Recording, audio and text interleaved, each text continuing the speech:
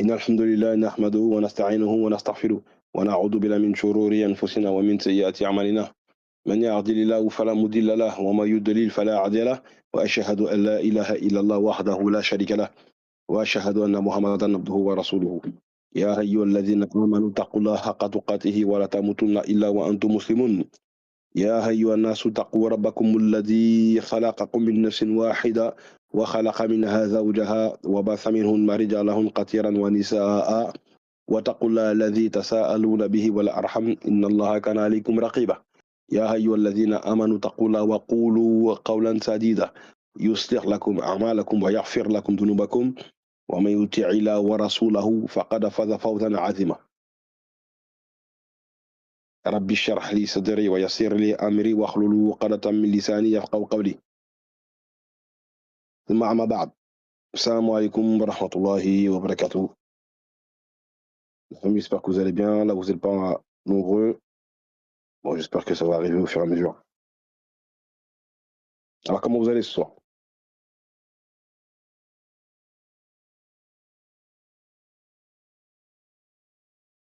Donc, vous avez vu le titre de mon intervention de ce soir. J'ai intitulé Si des photos ont réveillé tes souvenirs, que dire du jour de la résurrection? Pourquoi j'ai pris ce. Pourquoi je l'ai intitulé comme ça? J'explique le contexte. C'est que je suis tombé sur une vidéo YouTube, parce que moi, vous savez, je vis ici en région parisienne, et je suis tombé sur une vidéo YouTube qui contient, qui fait un défilé en fait des photos qu'un photographe avait pris à l'époque dans mon quartier quand j'étais très jeune. Donc je vais avoir entre 8 ans et 11 ans quoi à peu près. Et donc j'ai revu les photos des gens avec qui j'ai grandi. Et j'ai vu des photos même de ma mère que je connaissais pas. Parce que moi j'ai perdu ma mère en 2021, Allah yarhamha. Et des gens qu'on a perdu de vue et les jeunes avec qui on a grandi. Ouais, bah, frère, ça va, Maïr, mais voilà, qu'on fait qu'un pour ta question. Malheureusement, ce week-end, j'ai encore le dos bloqué. Bon, c'est comme ça. Amine. Donc, j'ai vu des photos de ma mère que je connaissais pas. J'ai même vu deux, trois photos de moi, deux en fait, deux photos de moi que je connaissais pas. Et on a revu des enfants avec qui on a grandi au quartier, donc subhanallah en fait. Donc, ça a été un moment d'émotion. Vous comprenez? Donc, ça m'a inspiré. Je me suis dit, mais subhanallah, comme on est des musulmans, on essaie toujours de dissoudre nos pensées avec l'islam, dans la volonté d'Allah, subhanahu wa ta'ala. Et donc je me suis dit euh, que si des êtres humains sont capables de nous rappeler, de nous remémorer des moments de notre vie, vous savez, des petits passages comme ça de notre vie, des particules comme ça de notre vie qu'on a oubliées, que dire alors de Allah subhanahu wa ta'ala quand il nous montrera toute notre vie le jour du jugement dernier? Vous voyez ce que je veux dire? C'est ce que ça m'a inspiré. Des êtres humains sont capables de faire ça. Si des êtres humains sont capables de nous rappeler ces genres de choses-là, alors comment on ne va pas méditer sur les passages du Coran que je vais vous donner ici, qui nous montrent clairement que Allah subhanahu wa ta'ala nous fera un exposé clair et détaillé de notre vie le jour du jugement dernier. D'accord?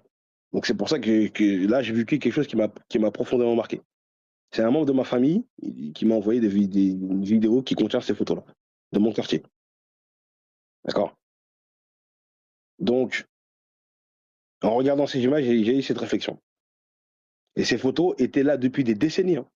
Mais moi, je les avais oubliées. Parce que ce qui est grave, c'est que pendant qu'on nous prenait en photo, c'est des photos en noir et blanc, hein. Pendant qu'on était en train de nous prendre en photo, on était conscient qu'on nous prenait en photo, hein. Des fois, on faisait la pause et tout, etc. Et après, on oublie. On repart dans notre enfance et après, la vie continue. on grandit, chacun fait sa vie. Donc des choses qu'on a vécues, qu'on a oubliées, des êtres humains sont capables de nous remémorer des choses comme ça. Alors, c'est ça qui m'a inspiré à faire cette assise. Vous comprenez? Donc c'est comme une espèce de résurrection de certains moments de nos vies. Vous comprenez? J'avais oublié, moi, certains visages. Bon. Même le quartier, comment il était avant, comment il a été rénové depuis. Mais ces images ont fait revenir d'un coup. Donc, ces images les ont fait. Tous ces souvenirs-là, les ont fait revenir d'un coup. Comme si c'était une partie du passé qui ressuscitait devant mes yeux. Et même, j'ai même partagé ça à des amis d'enfance avec qui j'ai grandi, avec qui on a grandi dans le même quartier. Eux-mêmes aussi, ils ont pété les plombs quand ils ont vu ça. Vous comprenez? Donc, Allah, lui, par contre, il ne va pas conserver simplement des images. Allah ne conserve pas simplement des images, mais Allah conserve chaque parole, chaque regard, chaque acte, chaque larme, chaque injustice, chaque bienfait, chaque moment de notre existence que nous oublions. Mais Allah, subhanahu wa ta'ala, n'oublie rien. D'accord? Donc, et si une simple photo peut bouleverser un cœur au point de lui faire revivre son enfance, alors que sera le jour de la résurrection qui ressuscitera, qui va ressusciter, entre guillemets, toute notre vie devant nous. Vous comprenez? C'est incroyable. Ah oui, subhanallah. Donc, des photos ont réveillé mes souvenirs, quoi. Et mais Allah, donc si ces photos ont pu réveiller nos souvenirs, Allah, lui, il réveillera nos vies entières. D'accord? Voilà. Donc, combien d'entre nous ont encore des albums, photos chez eux, des vieux cartons avec des VHS, hein, ceux qui ont connu, parce que moi j'ai un certain âge aujourd'hui, donc moi j'ai grandi avec les cassettes vidéo, hein, les VHS, hein, des vidéos, des photos, quand vous étiez ou quand nous étions enfants. D'accord? On a tout ça. Et quand on ouvre ces albums, subhanallah, des souvenirs reviennent d'un coup. Vous revoyez vos parents, vos amis, vos quartiers, vos vêtements, vos jeux, des gens décédés, des endroits détruits, aujourd'hui, quoi. Et même parfois, même, on peut en pleurer. Pourquoi? Parce que parce que quelques images ont réveillé un passé qu'on a oublié. Alors réfléchissez ou réfléchissons bien à cela. Si des simples êtres humains sont capables de conserver quelques fragments, c'est le mot que je voulais utiliser, des fragments de nos vies. Alors que dire du pouvoir de Allah subhanahu wa ta'ala? C'est incroyable. Et rien que ça devrait ça devrait encore plus nous montrer la grandeur du Coran qui nous prévient de toutes ces choses-là. D'accord? Donc, je ne sais pas si ouais, bon, ouais, le frère La Racine vient d'arriver. Salam alaikum wa rahmatullahi wa barakatuh, frère. La Racine. Si tu peux, comme d'habitude, Barakofik, on va commencer à placer les versets. Donc, Allah, qu'est-ce qu'il nous dit dans le Coran pour illustrer ce que je dis, ce que j'étais en train de dire? Après, je ne sais pas si il y en a qui ont écouté l'intro, mais parce qu'il y en a qui viennent d'arriver. Je répète, c'est ce qui m'a inspiré de faire cette assise-là, c'est que j'ai vu une vidéo qui contient des centaines de photos de mon quartier quand j'étais très jeune. J'avais à peu près entre voilà, 9 ans et 11 ans. Et je me suis dit, donc les souvenirs que ça m'a réveillé, j'ai vu des photos de moi que je connaissais pas, des photos de ma mère, des gens que j'ai oubliés, des gens avec qui j'ai grandi, etc. Donc c'est un moment d'émotion. Donc si, je me suis dit, c'est la méditation que j'ai eue, c'est-à-dire que si des êtres humains sont capables de réveiller des fragments comme ça de nos vies, de nous montrer des fragments de nos vies qu'on a oubliés au moment où nous prenons photo, en plus au moment où nous prenons photo, on était conscients. Que dire alors du pouvoir de Allah subhanahu wa ta'ala quand il nous montrera toute notre vie, il réveillera toute notre vie le jour du monde dernier. Voilà l'objet de cette assise. Donc Allah il nous dit quoi dans le Coran, dans Surat Yasin? Sourate 36, verset 12. Tu peux mettre ce verset-là, s'il te plaît, frère? Jazakallah khair. Barakallahu. C'est nous qui ressuscitons les morts et écrivons ce qu'ils font. Bien sûr qu'Allah il a décrété 2 anges qui le font, qui sont avec nous en permanence, pour l'au-delà, ainsi que leurs traces. Et nous avons dénombré toutes choses dans un registre explicite. D'accord? Voilà. Donc ça, c'est pour déjà illustrer le but de cette assise. D'accord? Donc, et Allah il dit, mais moi sur Al-Kahf, sur 18, verset 49, s'il te plaît. Voilà, Koufik. Et il dit quoi? Et on déposera le livre de chacun. Alors tu verras les criminels effrayés à cause de ce qu'il y a dedans. Dire malheur à nous.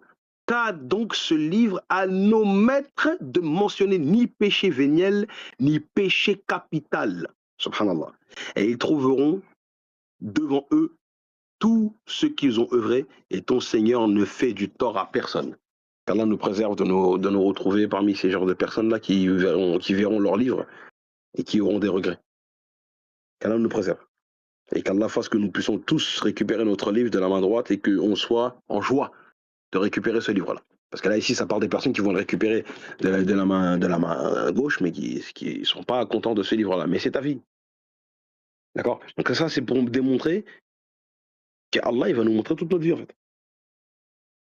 Tout ce qu'on a fait. Subhanallah. D'accord? Donc, on regarde une vieille photo et notre cœur est bouleversé. Alors, imaginez si le simple fait de regarder une vieille photo, comme ça m'est arrivé il y a quelques jours, plusieurs vieilles photos, que mon cœur soit bouleversé. Alors, imaginez, si on se retrouve en mauvaise posture le jour du jugement dernier, ce que Allah nous montrera par rapport à notre vie. Ça donne à réfléchir. Ce genre de choses-là, déjà nous on est croyants, donc on va forcément avoir une réflexion qui sera orientée par rapport à ça. Quelqu'un qui est athée, il va pas avoir cette réflexion-là. Mais nous on est musulmans, par la grâce d'Allah. Alhamdulillah Rabbil Alamin.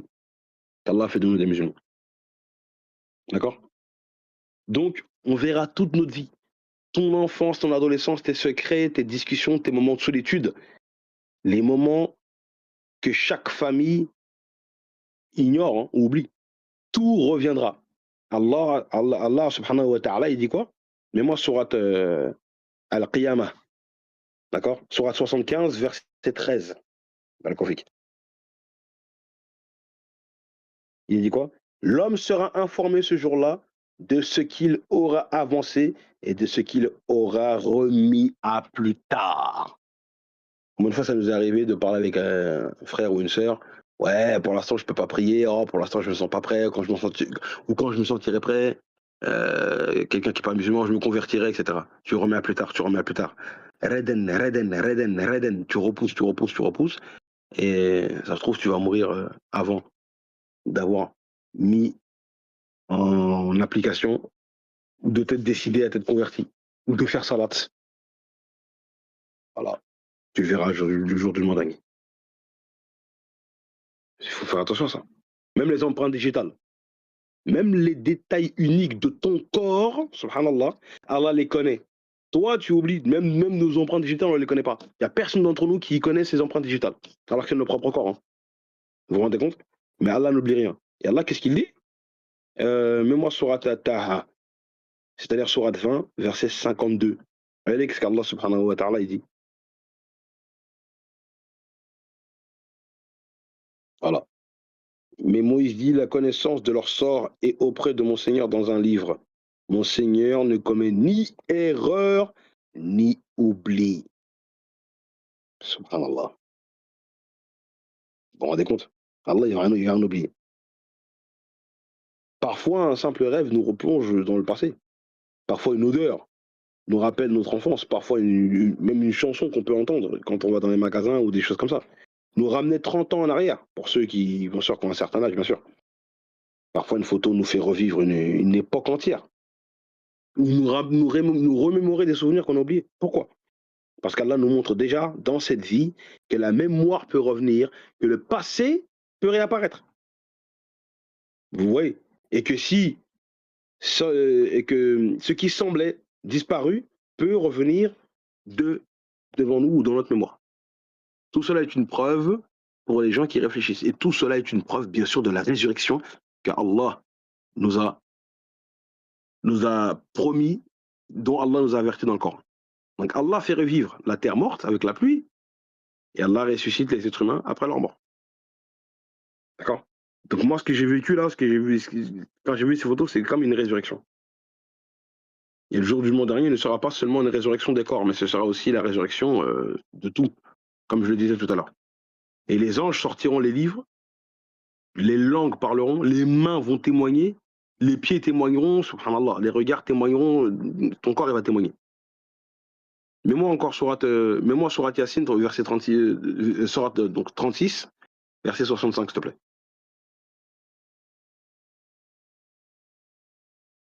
Voilà.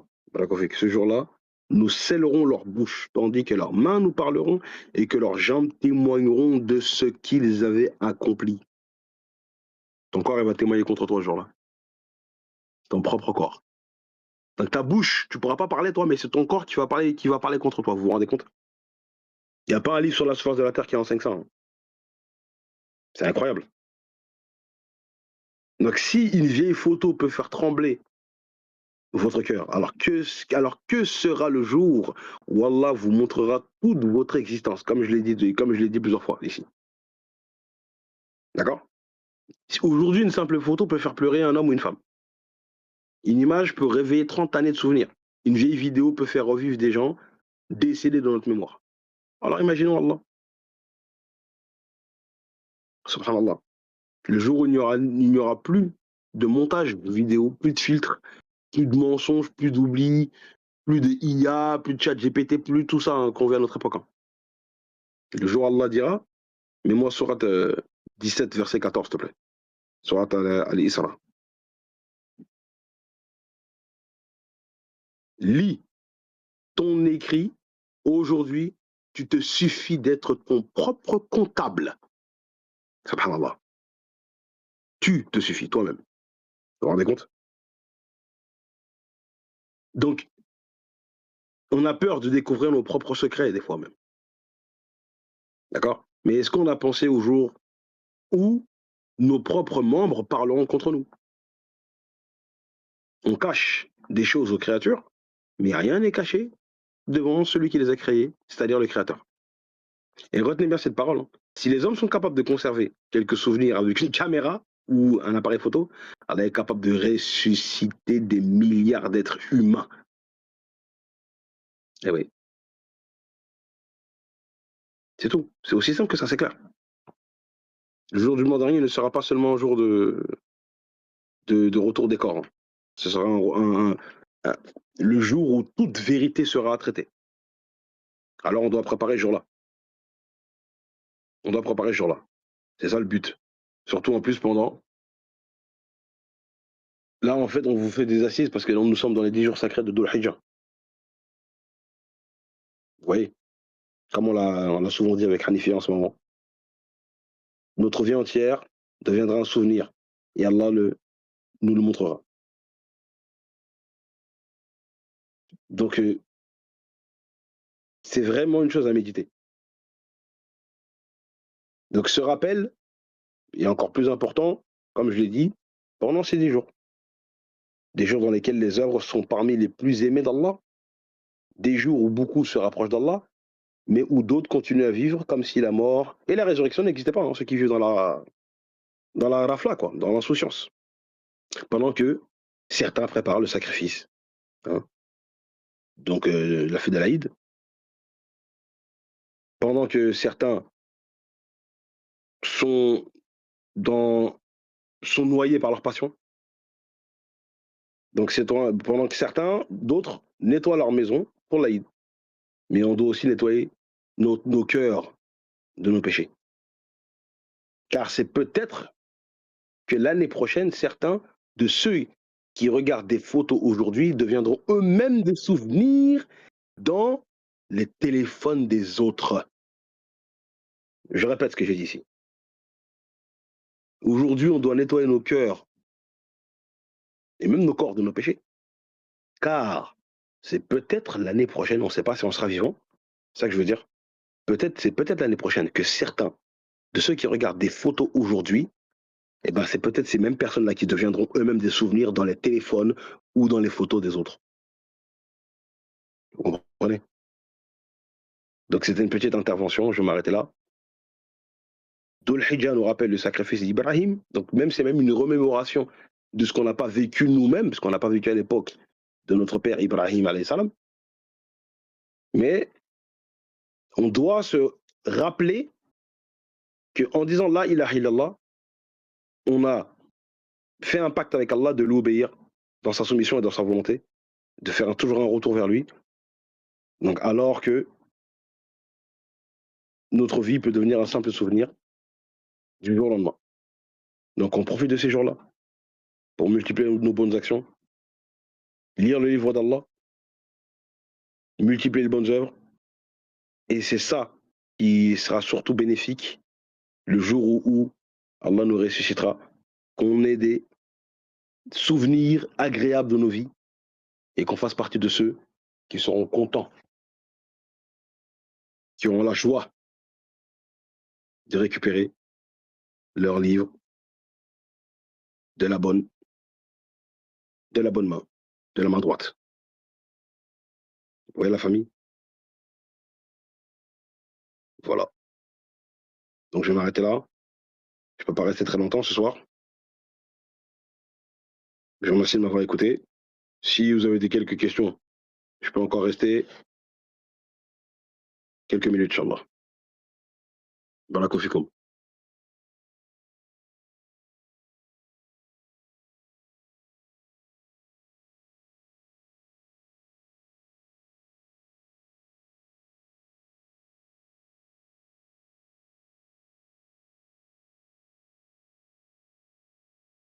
Et pour les gens qui ont commis, et pour les gens qui ont commis des péchés et qui les cachent, ils seront cachés le jour de la résurrection. Ça dépend. Ça dépend. C'est parce qu'en fait, le prophète Mohammed, alayhi salam, il nous a dit, quand tu vois quelqu'un faire un péché, tu dois cacher son péché. Il ne faut pas le divulguer comme on le voit partout sur Internet. Des gens qui font des péchés, ils sont filmés et après, ils vont balancer ça sur Internet. Donc, quelqu'un, il a fait un péché, toi, tu es en train de montrer son péché. Si toi, tes péchés, tu les caches, et de toute façon, les êtres humains, ils cachent leurs péchés. Vous savez que le mot haram en arabe, ça veut dire cacher, en fait. Hein. C'est-à-dire que quand tu fais quelque chose de pas bien, d'interdit, tu caches. Tu le fais dans l'ombre, tu te caches souvent. D'accord? Ça renvoie aussi à cette notion-là. Donc, si toi tu caches tes péchés, mais tu divulgues les péchés des autres, le prophète Mohammed, il te met en garde. Hein. Celui qui divulgue les péchés des gens, Allah te jugera en public. Allah divulguera tes péchés aussi à toi le jour du dernier.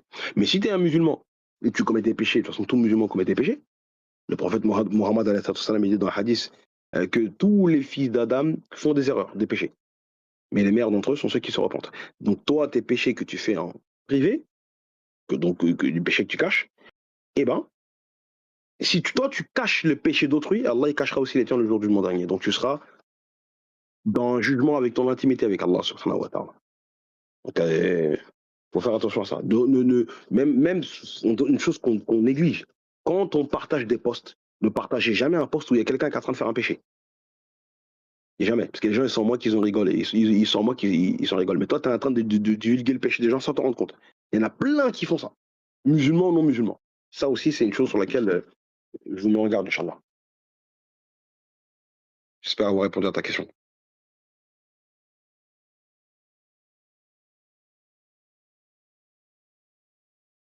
Euh, donc, Barakoufik, je sais que c'est beaucoup demandé, mais concernant le West-West, son rapport avec l'athéisme, comment s'en sortir? C'est-à-dire, le West-West par rapport à l'athéisme. Est-ce que tu veux dire un musulman qui a des West-West par rapport à l'existence de Dieu? Parce qu'un athée, c'est quelqu'un qui dit qu'il n'y a pas de Dieu.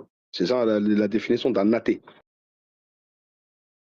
Ah ben, s'il a des West-West par rapport à ça, déjà, ça montre malheureusement qu'il a un problème dans sa foi.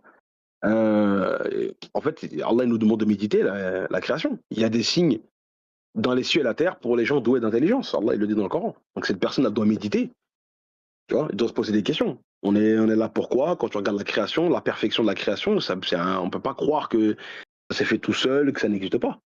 Et en plus, l'athéisme, le fait d'être athée, c'est quelque chose d'extrêmement récent dans l'histoire de l'humanité. Hein. D'accord? Les êtres humains, ils ont toujours eu une spiritualité, ils ont toujours cru en une divinité dans une forme ou dans une autre, avec un nom ou dans un autre nom. Donc c'est quelque chose de ultra récent, l'athéisme. Mais l'être humain, il a toujours cru en quelque chose. Donc c'est pas la norme de l'homme, hein. L'homme, il est spirituel. Il a toujours cru en quelque chose. Tu comprends? Donc il faut qu'il fasse attention à ça. Si après, je sais pas si cette personne tu la connais, on peut en discuter en privé, Inch'Allah. On peut se donner on peut se donner des conseils. Mais simplement, je peux te donner un petit argument que moi j'ai toujours donné aux athées. Quand on parle avec eux, on leur demande, mais la création, la nature, alors, que tu vois autour de toi, elle vient d'où? Ils vont dire, c'est la mère nature ou c'est le hasard, hein? La sélection naturelle, etc., comme on l'entend souvent dans les reportages animaliers, moi qui aime beaucoup les reportages animaliers. Mais celui qui a des doutes sur l'existence d'une entité qui aurait créé les choses, il commence à, soit il est athée, ou soit il commence à avoir des ouest pour devenir athée, il doit se poser deux questions. Est-ce que, bah, je vais vous poser la question, vous allez jouer le jeu. Je vous pose deux questions, répondez-moi. Que ce soit la mère nature, le hasard ou la sélection naturelle, comme les athées le disent, est-ce que elle est douée, ces entités-là, là, est-ce que ils sont doués d'intelligence? Oui ou non? Répondez-moi rapidement parce que bientôt, je vais bientôt devoir accrocher.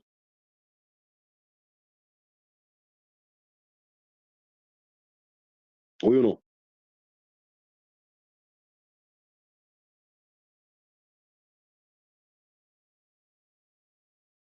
Oui ou non? Juste requête. Réponds-moi oui ou non pour faire rapidement. Ok. Tu m'as dit non. Ok. Deuxième question. Est-ce que ces entités-là, mère nature, le hasard, la sélection naturelle, est-ce qu'elle est dotée d'une volonté qui lui est propre? Est-ce qu'elle a sa propre volonté? Oui ou non?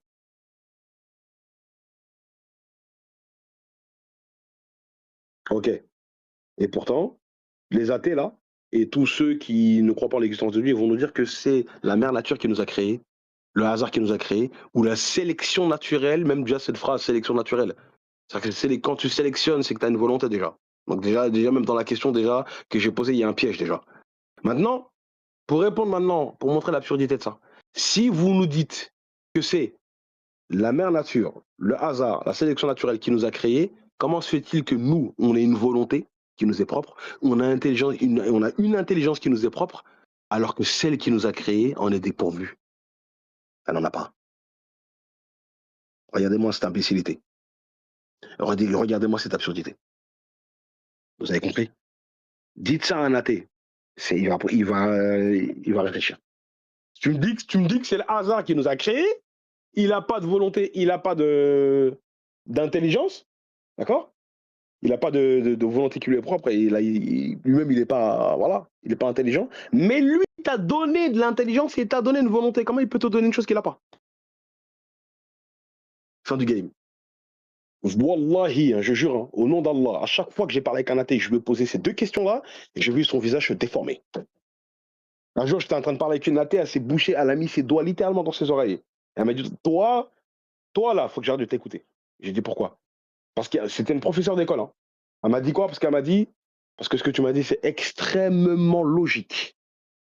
Pourtant, elle m'a dit qu'elle ne croit pas en Dieu. J'ai dit, bah donc maintenant réfléchis à ça. Vous avez compris? Eh oui, subhanallah. Donc, quelqu'un vous savez, quelqu'un qui croit pas en Dieu, c'est simplement qu'il a un problème de réflexion. Il réfléchit mal. C'est tout. Il raisonne pas comme il faut. C'est tout.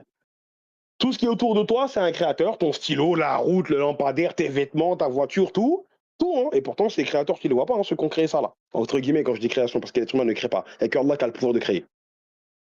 D'accord? Il n'y a qu'Allah qui a le pouvoir de créer. Nous, l'être humain ne crée pas. L'être humain construit ou assemble. Mais créer, la définition littérale de créer, c'est de faire venir une chose du néant à l'existence. Une chose qui n'existe pas, tu la fais venir à l'existence. Demande à quelqu'un de te fabriquer une voiture sans plastique, sans métal, sans fer, sans machine. C'est impossible. Il a besoin d'une matière première. Allah subhanahu wa ta'ala, lui, il crée son matière première et son modèle préexistant.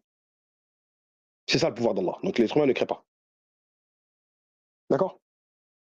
Donc, juste pour terminer, je termine là-dessus, c'est que Ceux qui disent qu'il n'y a pas de créateur, eh ben, il n'y a pas de créateur. Donc c'est qui a créé la voiture que tu construis? Bah, c'est un homme, c'est un être humain. Est-ce que tu l'as vu? Non, mais je sais. Ah, comment tu sais? Bah, parce qu'il y a la preuve qu'il a créé, parce que la chose qu'il a fabriquée est là. Ah, ok. Donc c'est la même logique pour le créateur. Allah subhanahu wa ta'ala. C'est tout. C'est aussi simple que ça. Après, quelqu'un qui est borné, tu peux rien faire, mais il va réfléchir à ce que tu lui as dit, Inch'Allah. Voilà. Donc, je vous remercie de m'avoir écouté. J'espère que cette assise vous aura été profitable et bénéfique. C'était un petit truc que je voulais partager avec vous. Donc, qu'Allah nous guide et qu'Allah nous élève en science et qu'Allah fasse de nous toujours une fierté pour l'islam et les musulmans. Donc, je vous remercie de m'avoir écouté, la famille. Barakofikoum, qu'Allah vous préserve. Et on se donne rendez-vous, Inch'Allah, pour dimanche prochain, Inch'Allah. Et n'oubliez pas, hein, ceux qui sont intéressés pour formation biblique, je donne toujours des cours privés le jeudi. Hein, celui qui est intéressé, qui vient de me voir en privé, Inch'Allah. La famille, je vous laisse et je vous souhaite une bonne soirée et qu'Allah nous préserve. Un grand merci au frère La Pasta, un grand merci au frère La Racine, comme d'habitude, et un grand merci à vous tous. سبحان ربك رب العزة عما يصفون وسلام على المرسلين والحمد لله رب العالمين. والعصر إن الإنسان لفي خسر إلا الذين آمنوا وعملوا الصالحات وتوصوا بالحق وتوصوا بالصبر. السلام عليكم ورحمة الله وبركاته.